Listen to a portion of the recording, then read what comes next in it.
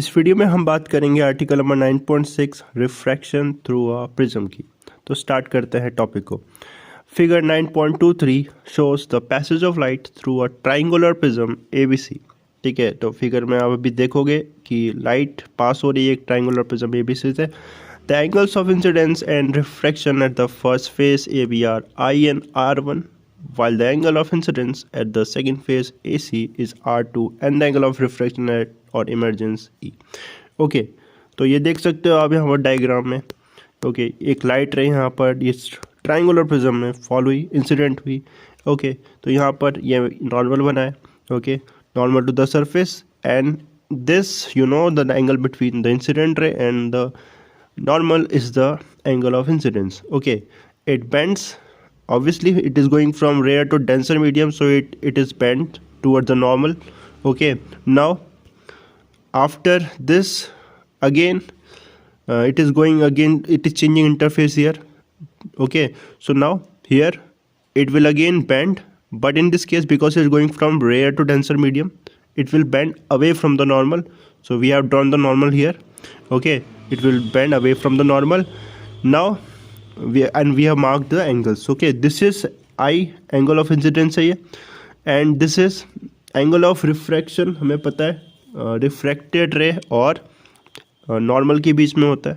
ठीक है, तो this is R1 is the angle of refraction for the first surface.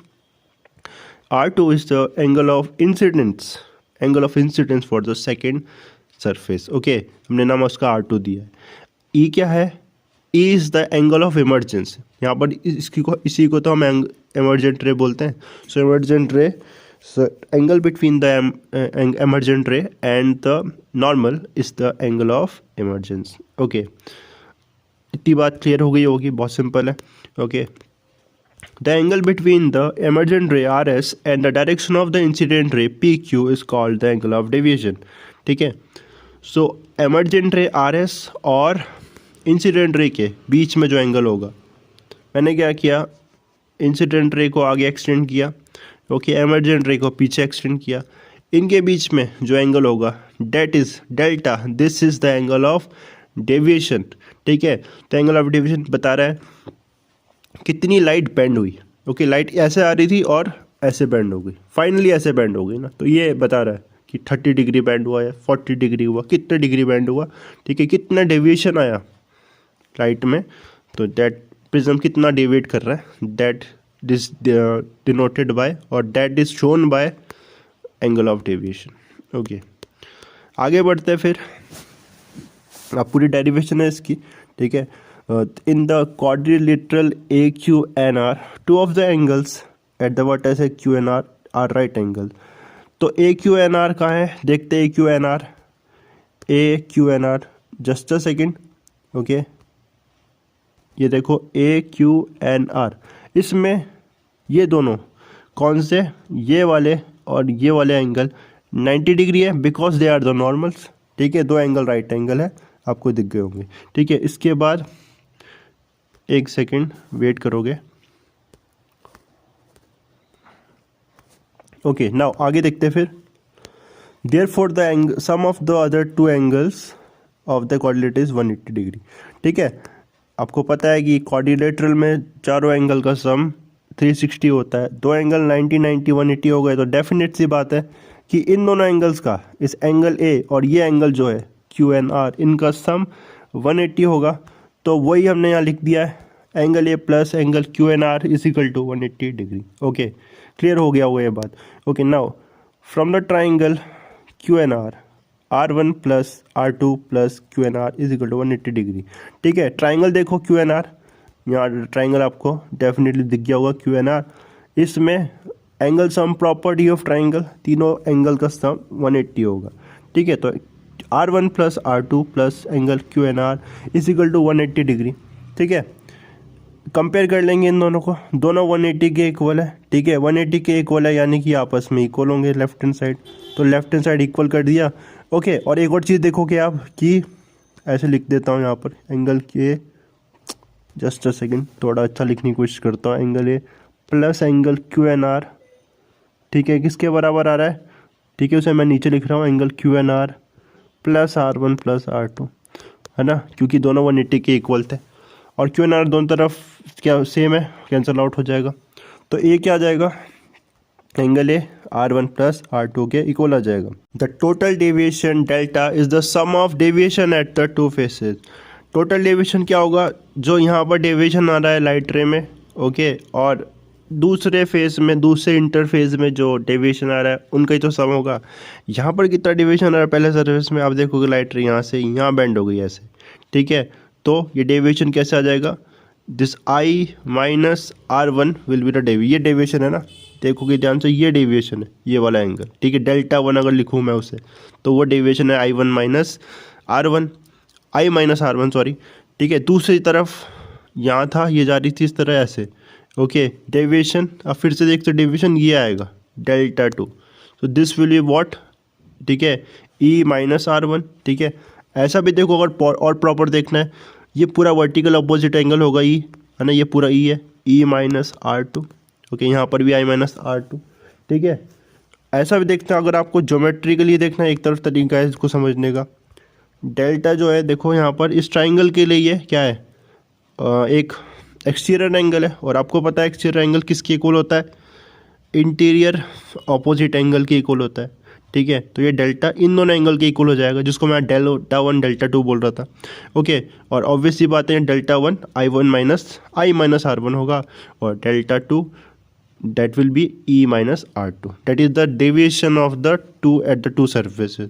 और ये और टोटल डेविएशन इन दोनों डेविएशन के इक्वल होगा, ठीक है। तो वही यहाँ पर क्या है, डेल्टा क्या आ गया, I minus R1 plus E minus R2, okay. So अब क्या कर सकते हैं, थोड़ा रीअरेंजमेंट करेंगे यहाँ पर, I प्लस E और माइनस कॉमन लेके R1 प्लस R2, और R1 प्लस R2 आप देखोगे ए के इक्वल है, ओके। सो हमारा डेल्टा आ गया I plus E minus A, delta आ गया हमारा I plus E minus A, ठीक है।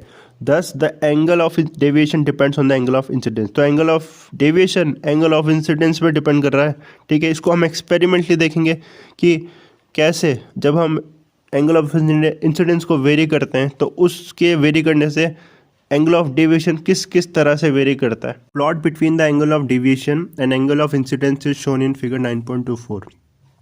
तो हमने एक ग्राफ प्लॉट किया, ये एंगल ऑफ डेविएशन और एंगल ऑफ इंसिडेंस के बीच में हम देख रहे हैं कि एंगल ऑफ डेविएशन कैसे चेंज हो रहा है एंगल ऑफ इंसिडेंस के चेंज होने पर, ठीक है। तो जैसे हमने देखो एंगल ऑफ इंसिडेंस को इंक्रीज़ किया, पहला एंगल ऑफ डेविएशन डिक्रीज़ करता है, उसके बाद एक पॉइंट आएगा जहाँ मिनिमम डेविएशन आ जाएगा, ओके। इसके बाद angle of deviation angle of incidence के इंक्रीज़ करने पे इंक्रीज़ करेगा, ओके। काफ़ी इंपॉर्टेंट ग्राफ है, आप इसको अच्छे से समझ लेना, ओके। इसके बाद आगे देखते हैं इसमें, you can see that in general any given value of delta except for I is equal to A correspond to two values of I and hence of E, okay. तो देखो एंगल ऑफ डेविएशन डेल्टा जो था वो उसकी value जैसे 50 degree angle of deviation, ये दो angle of incidence पे आ रहा है, एक यहाँ पर, ठीक है, I अराउंड 38 के समथिंग है, okay. Angle of incidence I जब 38 के करीब है तब एंगल ऑफ डेविएशन 50 आ रहा है। साथ ही साथ एंगल ऑफ इंसिडेंस जब कितना है, अराउंड 70 है, तब भी एंगल ऑफ डेविएशन 50 आ रहा है। तो दो वैल्यूज़ आई की एंगल ऑफ डेविएशन सेम दे रही है, ओके। काफ़ी इंपॉर्टेंट रिजल्ट है, लेकिन बस एक ही जगह ऐसा नहीं होगा, ठीक है। जहाँ पर मिनिमम डेविएशन है वहाँ पर बस एक ही वैल्यू होगी एंगल ऑफ इंसिडेंस की, ठीक है। तो ये काफ़ी इंपॉर्टेंट चीज़ है, अभी हम इसको समझेंगे और आगे डिटेल में। This in fact is expected from the symmetry of I and E in equation 9.35, that is delta remain the same if I and E are interchanged. Physically this is related to the fact that the path of light in ray in figure 9.23 can be traced by result in the same angle of deviation, okay। तो देखो ये equation से भी ये बात clear हो जाएगी, ठीक है। I और E की वैल्यू अगर हम इंटरचेंज कर देंगे तब भी डेल्टा सेम रहने वाला है। फिजिकली क्या मतलब है इसका, तो देखो सपोज यहाँ पर ये लाइट रे इंसिडेंट हो रही है, okay. Suppose angle of incidence कितना है, 20 डिग्री है, ओके। और एंगल ऑफ डेविएशन इस केस में सपोज मैं मानता हूँ 30 डिग्री है, ओके। इस केस में मैं बोलता हूँ एंगल ऑफ डेविएशन 40 डिग्री आ रहा है, ओके। तो आई की इस वैल्यू पे और ई की इस वैल्यू पे एंगल ऑफ डिवीजन 40 डिग्री है। ओके, लेकिन अगर क्या होता है, लाइट इस पाथ से जाती है वापस, है ना, पहले इस पाथ से जा रही थी, अब इस पाथ से इंसिडेंट कराते हैं इस लाइट को, सेम लाइट को इस पाथ से इंसिडेंट कराते हैं, तो हम क्या देखेंगे कि लाइट सेम पाथ से वापस जाएगी इधर, सेम पाथ से।